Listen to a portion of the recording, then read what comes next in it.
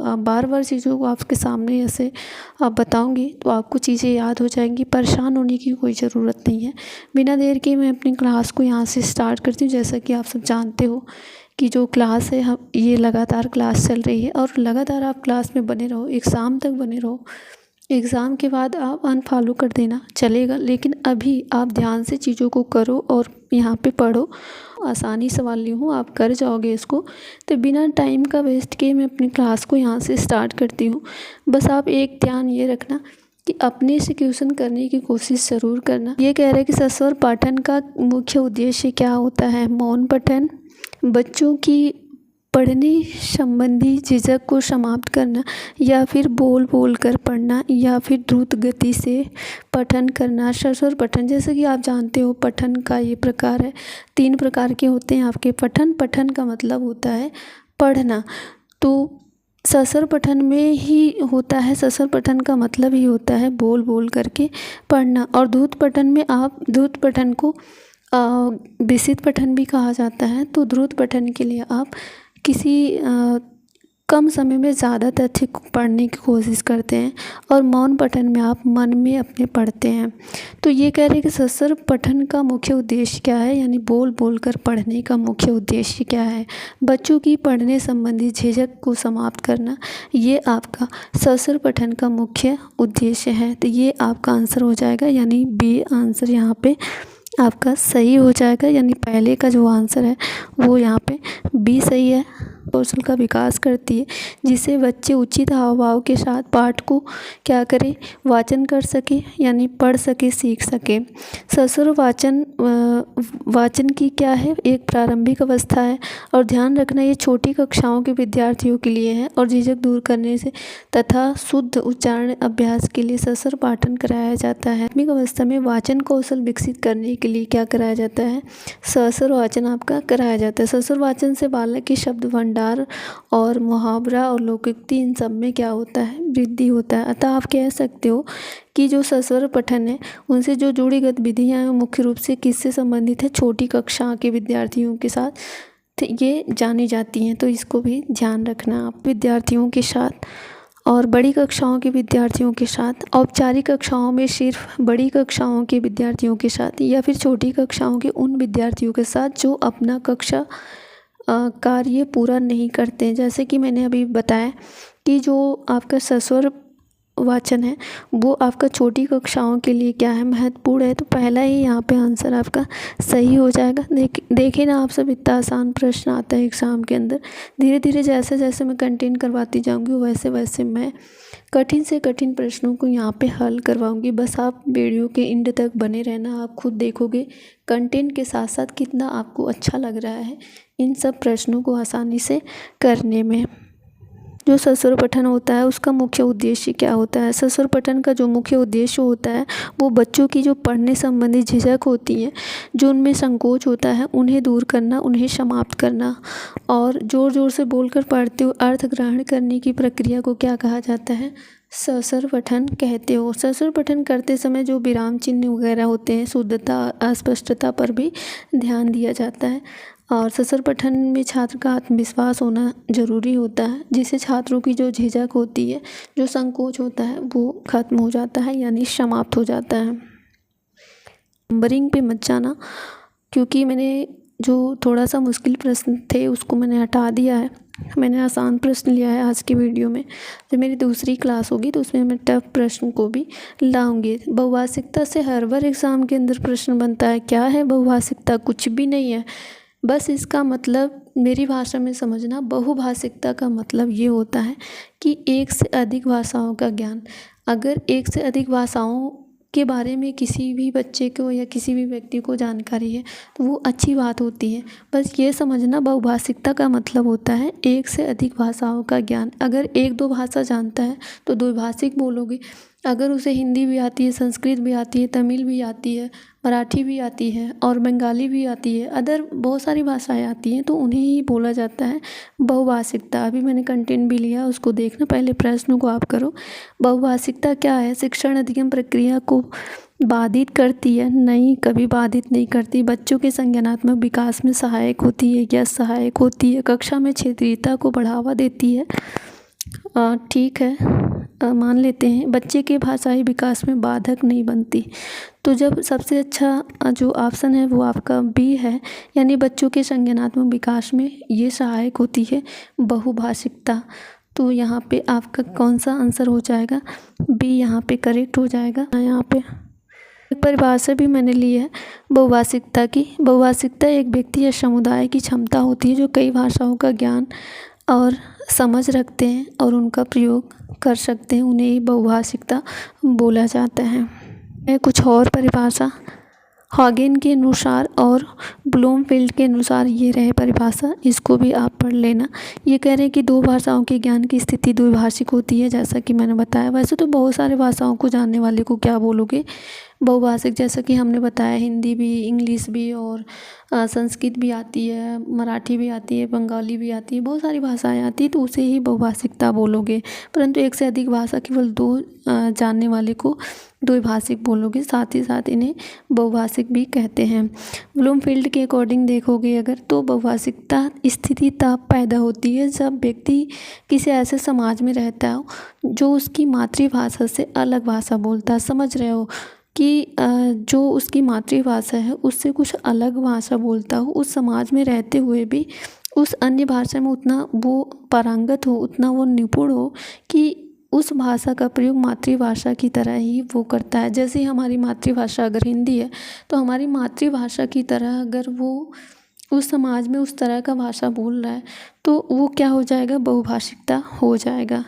बस पूछा क्या है ये चीज़ें समझना। ये कह रहे हैं कि विशेष आवश्यकता वाले बच्चों की उनका आकलन कर रहे हो, तो उसके लिए आप क्या करोगे? तो उसकी क्षमता यानी बच्चे की क्षमता और उनकी सीमा का ध्यान में रख कर के आकलन हमें करना चाहिए, ना कि हम दया भाव दिखाएंगे और ना ही उन्हें प्रश्न संख्या में विशेष छूट देंगे और ना ही उन्हें अधिक अंक देने का हम प्रयास करेंगे। उनकी क्षमता के अनुसार जो भी चीज़ें होंगी उसको हम करेंगे। ये एक प्रश्न आकलन से है। आकलन से आप क्या समझते हो? मूलतः शिक्षक केंद्रित ही होती है या फिर केवल यह बताता है कि बच्चे ने क्या नहीं सीखा? आकलन ये बताता है कभी नहीं, और ना ही ये मूलतः शिक्षक केंद्रित है बल्कि बाल केंद्रित है, और यह पाठ समाप्ति पर ही किया जाता है, ऐसा कुछ नहीं है। ये भाषा सीखने सिखाने की प्रक्रिया का अभिन्न अंग है और भाषा सीखने सिखाने की प्रक्रिया के दौरान ये चीज़ें आकलन होती हैं, ना कि पाठ समाप्ति पर किया जाता है और ना ही शिक्षक केंद्रित। तो इसका आंसर आसान सा था। मौखिक अभिव्यक्ति यानी बोल करके कौशल को व्यक्त करना। तो यहाँ पे जो ज़्यादा अच्छा हो जाएगा आपका ऑप्शन सी, यानी क्या हो जाएगा? वाद विवाद यानी बातचीत ज़्यादा यहाँ पे इम्पॉर्टेंट हो जाएगी। तो यही आपका आंसर यहाँ पे वाद विवाद ही हो जाएगा। तो ध्यान से प्रश्न को करिए। इस प्रश्न में कुछ भी नहीं है, बहुत ही आसान है। ये कह रहा है कि पढ़ना यानी पढ़ना कौशल में सर्वाधिक महत्वपूर्ण क्या है? द्रुत गति से पढ़ना यानी आप कम समय में चीज़ों को ज़्यादा से ज़्यादा पढ़ेंगे, या फिर उच्चारण की शुद्धता के लिए, या फिर अर्थ ग्रहण के लिए, या फिर लीप चिन्ह की जानकारी के लिए। ये जो लिपि चिन्ह वगैरह हैं इन सब की जानकारी के लिए आप पढ़ोगे। तो पढ़ना कौशल में जो सर्वाधिक महत्वपूर्ण है, जो ज़्यादा इम्पॉर्टेंट है, वो ये है कि आप अर्थ ग्रहण करना। यहाँ पे क्या है? सी आपका आंसर हो जाएगा। सवाल आपका त्रिभाषा सूत्र से है। त्रिभाषा सूत्र में शास्त्रीय भाषा है अरबी, हिंदी, जर्मन या फिर मलयालम। तो अरबी जो भाषा है वो त्रिभाषा सूत्र में शास्त्रीय भाषा के रूप में जाना जाता है। निगमन विधि होती है उसको मनोवैज्ञानिक विधि मानी जाती है, निगमन को नहीं मानी जाती। जब नहीं मानी जाती तो इसको अमनोवैज्ञानिक विधि ही बोलोगे। निगमन विधि में क्या होता है? सबसे पहले बच्चों को नियम बताया जाता है एंड देन फिर एग्जाम्पल बताया जाता है, लेकिन इसका जस्ट उल्टा होता है आगमन विधि में। आगमन विधि में पहले उदाहरण बताया जाता है फिर नियम बताया जाता है। तो आगमन विधि को क्या बोला जाता है? मनोवैज्ञानिक विधि बोला जाता है, और निगमन विधि को अमनोवैज्ञानिक विधि बोला जाता है। बोल करके व्यक्त करने वाली भाषा।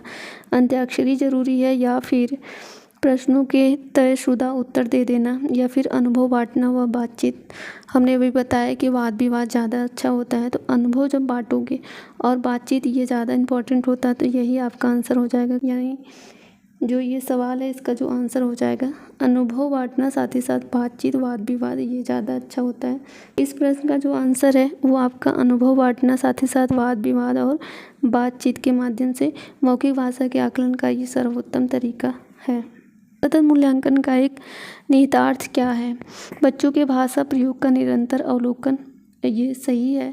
बच्चे के परीक्षा संबंधी भय को समाप्त करना, ऐसा कुछ नहीं है। प्रतिदिन परीक्षाओं लोगे, ऐसी भी बात नहीं है। हर महीना परीक्षा लोगे, हर दिन, ये भी बात सही नहीं है। तो सतत मूल्यांकन का अर्थ ही होता है कि बच्चों के भाषा प्रयोग का आप क्या करोगे? निरंतर अवलोकन करोगे। सीखना जटिल है, ऐसा कुछ नहीं है। लिखना सीखने की तुलना में पढ़ना जटिल है और दोनों कौशल एक करके सीखे जाते हैं। ठीक है। लिखना और पढ़ना सीखना समान, दोनों ये क्या है? समान रूप से क्या है? अंतर संबंधित है। तो ये जो 4 है वो ज़्यादा अच्छा है 3 की अपेक्षा, तो ये आपका 4 ही आंसर हो जाएगा। दोनों कौशल एक एक करके सीखे जाते हैं, ठीक है, लेकिन यहाँ पे लिखना और पढ़ना सीखना समान रूप से क्या है? एक दूसरे से अंतर संबंधित है, इन्हें आप अलग नहीं कर सकते। तो इसका आंसर जो है 4 ही हो जाएगा। भाषा के आधारभूत जो कौशल हैं वो क्रमबद्ध रूप से चलते हैं या हमेशा अर्जित किए जाते हैं या फिर सर्वथा पृथक होते हैं, अलग होते हैं या फिर अंतर संबंधित होते हैं। भाषा के जो आधारभूत चारों कौशल हैं वो क्या है? अंतर संबंधित है। तो यहाँ पे जो आंसर है वो 4 सही हो जाएगा। भाषा के कौशल पूछा जाए 4 बताओगे? सुनना, बोलना, पढ़ना एंड लिखना। तो ये रहे और इसका थोड़ा सा डिटेल हमने लाया है, तो ध्यान से इसको पढ़ना। भाषा के आधारभूत कौशल में क्या कौन कौन से हैं? ये चारों कौशल हैं, सुनना, बोलना, पढ़ना और लिखना। और ये रहा कुछ चीज़ें, तो इसको आप पढ़ लेना, यही ज़्यादा ज़रूरी है। भाषा के कितने कौशल? 4, सुनना, बोलना, पढ़ना, लिखना। और अगर पूछा जाए कि भाषा कौशलों में आधारभूत कौशल कौन से हैं, तो सुनना, बोलना ये आधारभूत कौशल हैं। और सुनकर अगर अर्थ ग्रहण करने के कौशल को क्या कहोगे? श्रवण कौशल। भाव और विचारों को व्यक्त करने का कौशल जो होता है वाचन कौशल होता है। पढ़कर अर्थ ग्रहण करने की क्रिया को पठन कौशल बोलोगे और लिखकर अगर व्यक्त कर रहे हो तो लेखन कौशल बोलोगे। इतना ईजी सा था। ये सारे सवाल कैसे रहे कमेंट बॉक्स में ज़रूर बताना और मेरा छोटा सा प्रयास आप लोग को कैसा लगा। अभी तो ये थोड़ा सा ट्रेलर है, अभी मैं पूरा कंटेंट छपवा दूँगी, एक बार पढ़ लेना, एग्ज़ाम आसानी से निकल जाएगा, टेंशन लेने की कोई ज़रूरत नहीं है। एक विशेष क्षमता वाले बच्चों की कक्षा में जो लेखन कौशल है उसके अभ्यास के लिए सबसे महत्वपूर्ण बात कौन सी है? विचारों की मौलिकता या फिर शुद्ध वर्तनी का प्रयोग या अलंकारिक भाषा का प्रयोग या अक्षरों की सुंदर बनावट। जो विशेष क्षमता वाले बच्चे होते हैं बच्चों की कक्षा में लेखन कौशल में यानी लिखने के कौशल में अभ्यास के लिए सबसे महत्वपूर्ण बात क्या हो जाएगी? आप अक्षरों की सुंदर बनावट पर ज़्यादा ध्यान देंगे या फिर शुद्ध वर्तनी पर या फिर अलंकारिक भाषा के प्रयोग पर? इन सब पर नहीं, बल्कि आपकी जो विचारों की मौलिकता है वो ज़्यादा इम्पोर्टेंट होती है बच्चों के लिए, लेखन कौशल के अभ्यास के लिए। तो सबसे ज़्यादा अच्छा जो है वो आपका फर्स्ट है। ना ही आप ज़्यादा फोकस वर्तनी पर करेंगे, ना ही अक्षरों की सुंदर बनावट पे और ना ही अलंकारिक भाषा के प्रयोग पर। इस तरह से इतना इजी प्रश्न एग्ज़ाम के अंदर आते हैं। जब मैं कंटेंट को करवा दूँगी, कौशल पढ़ा दूँगी, लेखन कौशल क्या होते हैं, कौशल के कितने प्रकार हैं या कौशल कहते किसे हैं, जब इन सब बातों को आप पढ़ लेंगे तो प्रश्न को पढ़ते ही आंसर आप बता पाएंगे। अगला प्रश्न ये कह रहा है कि व्याकरण शिक्षण की अपेक्षाकृत बेहतर विधि कौन सी मानी जाती है? आगमन विधि, निगमन विधि या फिर सूत्र विधि या फिर पुस्तक विधि। बहुत कम टाइम में हम प्रश्नों को यहाँ पे करने वाले हैं, ध्यान से अभी प्रश्नों को आप सब करें। अगर आप लोगों ने कंटेंट को पढ़ा है तो प्रश्नों को आसानी से आप कर पाएंगे। अदरवाइज़ मैं कंटेंट भी यहाँ पे करवाने वाली हूँ अगले वीडियो में। तो ये जो प्रश्न ये कह रहा है कि व्याकरण शिक्षण की अपेक्षाकृत बेहतर विधि कौन सी मानी जाती है, ये यहाँ पे बताना है। जैसे कि आप जानते हो आगमन विधि में क्या होता है, सबसे पहले हम उदाहरण को समझाते हैं एंड फिर नियम को बताते हैं। निगमन विधि में क्या होता है, पहले नियम समझाते हैं एंड देन फिर हम उदाहरण तक जाते हैं। तो व्याकरण शिक्षण की पूछा गया सबसे बेहतर विधि कौन सी मानी जाएगी, तो ये आपका आगमन विधि मानी जाती है। तो आगमन विधि ही आंसर हो जाएगा कि भाषा और लिपि के संदर्भ में कौन सा कथन सही है, यानी सही कथन बताना है। एक भाषा विशेष को एक लिपि विशेष में ही लिखा जाता है। यह प्रत्येक भाषा की एक निश्चित लिपि होती है। भाषा की समृद्धि के लिए केवल लिपि ही उत्तरदायी होती है। किसी भी भाषा को किसी भी लिपि में लिखा जा सकता है। तो एक भाषा विशेष को एक लिपि विशेष में ही लिखा जा सकता है। ये निगेटिव लिखा गया है। प्रत्येक भाषा की एक निश्चित लिपि होती है। हाँ, प्रत्येक भाषा की लिपि होती है, बट एक निश्चित लिपि होती है। ये कहाँ तक सही है ना। भाषा की समृद्धि के लिए केवल लिपि ही उत्तरदायी है, लिपि ही ज़रूरी है, ऐसा कुछ नहीं है। बल्कि भाषा, किसी भी भाषा को आप किसी भी लिपि में लिख सकते हैं। हिंदी को आप अंग्रेजी में लिख सकते हैं, अंग्रेजी को हिंदी में लिख सकते हैं। तो वही कह रहा है कि किसी भी भाषा को आप किसी भी लिपि में लिख सकते हैं। तो ये बात पूर्णतः सत्य लिखी गई है, तो सत्य ही पूछा गया है। तो इसका आंसर आपका क्या हो जाएगा? तीसरे का आंसर आपका डी यहाँ से सही हो जाएगा। सवाल ये कह रहा है कि बच्चों के भाषा विकास की क्रमिक प्रगति का रिकॉर्ड रखने में सर्वाधिक कौन सा सहायक होता है? शिक्षक की डायरी, पोर्टफोलियो या लिखित परीक्षा की उत्तर पुस्तिकाएं या फिर नोटबुक? ये आपके सिलेबस में पोर्टफोलियो एक छोटा सा टॉपिक है। अगर इसको आप पढ़ लेंगे तो आसानी से इस प्रश्न को कर पाएंगे। प्रश्न ये कह रहा है कि बच्चों के विकास, भाषा विकास की क्रमिक प्रगति का जब रिकॉर्ड रखना है तो उसमें सर्वाधिक जो सहायक होगा वो क्या होगा? नोटबुक नहीं होगा, ना ही लिखित परीक्षा की उत्तर पुस्तिकाएं, ना ही आपका शिक्षक का डायरी, बल्कि आपका क्या हो जाएगा? पोर्टफोलियो हो जाएगा। यानी 5 नंबर क्वेश्चन का जो आंसर है वो आपका यहाँ पे बी होने वाला है।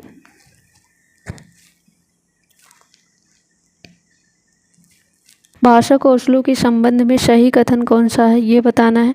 भाषा कौशल, भाषा क्या होता है, भाषा के कौशल, ये सब मैं एक टॉपिक में करवाने वाली हूँ। एक एक लाइन पॉइंट टू पॉइंट मैं उसमें समझा दूँगी, उसको 1-2 बार पढ़ लेना, आसानी से प्रश्नों को कर पाओगे। तो कह रहा है कि भाषा कौशल परस्पर अंतर संबंधित हैं, और कह रहे हैं भाषा कौशल परस्पर अंतर संबंधित नहीं है। भाषा कौशल एक दूसरे पर प्रभाव नहीं डालते। भाषा कौशल स्तर अनुसार सीखे जाते हैं। तो भाषा कौशल के बारे में अगर बात करोगे तो भाषा कौशल जो होते हैं वो परस्पर एक दूसरे से अंतः संबंधित होते हैं। तो ध्यान रखना, इसमें कह रहा है कि भाषा कौशल परस्पर अंतः संबंधित नहीं होते। इसमें कह रहा है कि भाषा कौशल एक दूसरे पर प्रभाव नहीं डालते, यानी इफेक्ट नहीं डालते। तो भाषा कौशल एक दूसरे पर इफेक्ट डालते हैं, यानी प्रभाव डालते हैं। तो इसमें जो इसका आंसर होने वाला है वो क्या हो जाएगा कि भाषा कौशल जो होते हैं वो परस्पर अंतः क्रिया यानी अंतः संबंधित होते हैं। क्या होते हैं? परस्पर एक दूसरे से जुड़े हुए होते हैं, उनको जो है आप अलग नहीं बोल सकते। तो भाषा कौशल परस्पर क्या होते हैं? अंतः संबंधित होते हैं। ये बात यहाँ पे सही लिखी गई है और सही ही हमसे पूछा गया है। इस क्वेश्चन में ये कह रहा है कि प्रमुख भाषाई कौशल में, जैसे कि आप सब जानते हो भाषा कौशल के बारे में 4 आपका होता है, सुनना, बोलना, पढ़ना और लिखना। तो इसमें पूछा गया है कि प्रमुख भाषाई कौशल के अंतर्गत इनमें से एक कौन सा नहीं आता है? सुनना, बोलना, हंसना या फिर लिखना। तो भाषा कौशल में आपका सुनना, बोलना, लिखना, पढ़ना ये आ जाता है, लेकिन हंसना नहीं आता। तो यही आपका यहाँ पे आंसर होने वाला है। यानी 7 नंबर क्वेश्चन का जो आंसर है वो आपका सी हो जाएगा। हंसना कहीं नहीं आता ना। भाषा कौशलों में आपका 4 आ जाता है, याद रख लेना, सुनना, बोलना, पढ़ना एंड लिखना। इसका क्रम भी यही है, सुनना सबसे पहले, सुनना एंड बोलना, फिर पढ़ना, फिर लास्ट में लिखना। तो ये भी बात याद रखना। अगर पूछा जाए कि भाषा कौशल कितने हैं तो 4 बताओगे, सुनना, बोलना, पढ़ना और लिखना। 8 कह रहे हैं कि निम्न में से कौन सा पठन का प्रकार नहीं है? जैसे कि आप जानते हो पठन में आपका सरसर पठन आ जाता है, मौन पठन आ जाता है, द्रुत पठन आ जाता है, लेकिन अर्थ पठन कहीं नहीं आता। इतना ईजी सा क्वेश्चन है। तो इसका आंसर जो है वो क्या हो जाएगा? 3rd ही हो जाएगा, यानी अर्थ पठन इसमें नहीं आता और नहीं ही पूछा गया है कि कौन सा नहीं होगा। जब आप पठन यानी पढ़ना, पढ़ने कौशल में आप किस तरह से पढ़ते हो? पठन के प्रकार में देखोगे सरस्वर पठन हो जाता है, बोल बोल के पढ़ना, मौन पठन में मन में पढ़ना एंड द्रुत पठन। तो इस तरह से अर्थ पठन इसमें नहीं आता, तो यही आंसर हो जाएगा। क्वेश्चन में ये कह रहा है कि पढ़ने को दैनिक जीवन की ज़रूरतों से जोड़ना यह किस भाषाई कौशल का उद्देश्य है? श्रवण कौशल का, लेखन कौशल का, या फिर बोलने के कौशल का, या फिर पठन कौशल का। पढ़ने की बात हो रही है, पढ़ने को दैनिक जीवन की ज़रूरतों से जोड़ना है। जब पढ़ने के बारे में बात हो रही तो पठन कौशल होगा ना भाई, तो इसका आंसर आपका 4th सही हो जाएगा। लेकिन इनमें से अक्षर बोध विधि कौन सी नहीं है? वाक्य विधि, प्रत्यक्ष विधि, या फिर वर्ण विधि, या फिर शब्द विधि। तो यहाँ पे अक्षर बोध के बारे में बात हो रही है तो वाक्य विधि भी हो जाएगा, वर्ण विधि भी हो जाएगा, शब्द विधि हो, लेकिन यहाँ पे जो है वो प्रत्यक्ष विधि नहीं होगा। तो नहीं पूछा है, नहीं का आंसर क्या हो जाएगा? नहीं हो जाएगा, यानी प्रत्यक्ष विधि यहाँ पे नहीं होगा, बल्कि वाक्य विधि, वर्ण विधि और शब्द विधि ये होंगे, प्रत्यक्ष विधि नहीं होगा। और सवाल कैसे रहे ज़रूर कमेंट बॉक्स में बताना। मैंने बहुत कम टाइम में बहुत ज़्यादा सवाल करवाने की कोशिश की है। डेली बने रहना क्लास में, जब तक आपके एग्ज़ाम नहीं हो जाते। मैं कंटेंट भी करवाऊंगी, प्रश्न भी लाऊंगी, सरल चाहे कठिन जो भी प्रश्न हो। प्राथमिक स्तर पर अध्यापिका संज्ञा पढ़ाते टाइम पहले संज्ञा की परिभाषा बताती है, समझ रहे हो? पहले संज्ञा की परिभाषा यानी नियम बताती है, उसके बाद उसी से संबंधित उदाहरण देती है, एग्जाम्पल समझाती है। तो अध्यापिका व्याकरण शिक्षण की कौन सी विधि अपनाती है? प्रत्यक्ष विधि, सूत्र विधि, आगमन विधि, निगमन विधि। अभी अभी हमने बताया वीडियो में कि आगमन विधि में उदाहरण पहले समझाया जाता है, उसके बाद नियम बताया जाता है। और निगमन विधि में नियम पहले बताया जाता है एंड देन फिर नियम से उदाहरण बताया जाता है। तो यहाँ पे जो प्राथमिक स्तर की अध्यापिका है वो संज्ञा की परिभाषा बता रही है, यानी उसका नियम बता रही है, परिभाषा बता रही है, उसके बाद जो है वो क्या बता रही है? उदाहरण दे रही है। तो यहाँ पे क्या हो जाएगा? निगमन विधि हो जाएगा। बहुत ही ईजी सवाल था ये।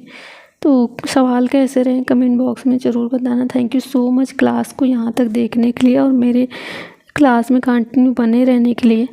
और लगभग 1K सब्सक्राइबर प्लस हो गए। थैंक यू सो मच आप सभी लोगों को इतना सारा प्यार देने के लिए। और इसी तरह मैं मेहनत करूँगी और कंटेंट को अच्छे से अच्छा कंटेंट लाऊंगी। और किसी भी प्रश्न में कोई डाउट है तो ज़रूर बताना, मैं उस प्रश्न पे सर्च करके फिर से मैं चीज़ों को देखूँगी। और थैंक यू सो मच, मेहनत करते रहिए। अभी जो आपका वैकेंसी आई है उसके लिए आप लोग लग जाइए अभी से। मैं कहूँगी पूरी बुक पढ़ने की कोई ज़रूरत नहीं है, बस सिलेक्टेड कंटेंट को आप पढ़िए, लेकिन जितने ज़्यादा हो सके आप ज़्यादा से ज़्यादा रिवीजन करिए, वही आपके एग्ज़ाम के टाइम पे काम देगा।